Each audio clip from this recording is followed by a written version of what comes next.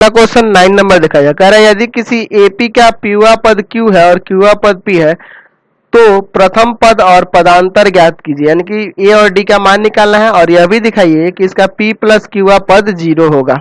चलिए ये आपको दिखाना है। तो सबसे पहले देखिए, तो एपी का पीवा पद क्यू कह रहा है और एपी का क्यूआ पद पी कह रहा है।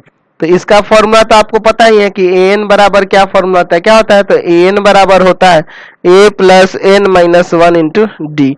यहाँ ए पी के फॉर्म में है, एन के जगह यहाँ पे पी दिया है, तो क्या हो जाएगा इसका A plus P minus one into D बराबर में क्यू। इसको समीकरण 1 मान लीजिए और इससे दूसरा क्या आ जाएगा A plus Q minus one into D बराबर में पी। ये समीकरण हम लोग 2 मान लेते हैं। चलिए इन दोनों समीकरण को यहाँ देखिए साइन बदलते हैं, माइनस माइनस माइनस, ये कट जाएगा।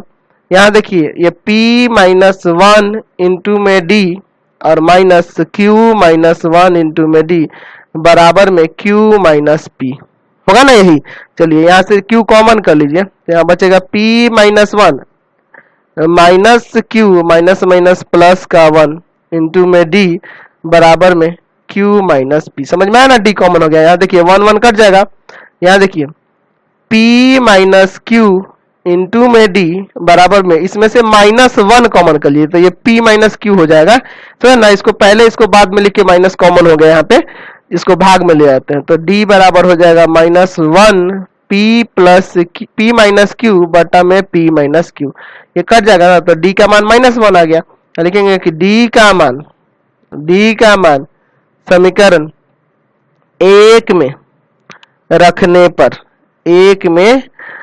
पर, तो समीकरण 1 यही ना, A plus P minus one into D बराबर क्यू। चलिए तो यहाँ लिखते हैं A plus P minus one into D बराबर में क्यू। चलिए यहाँ पे रखते हैं A plus P minus one into D के जगह पे क्या है माइनस का 1 बराबर में क्यू। तो ए यहाँ देखिए इंटू करेंगे तो माइनस का p और प्लस का 1 बराबर में q।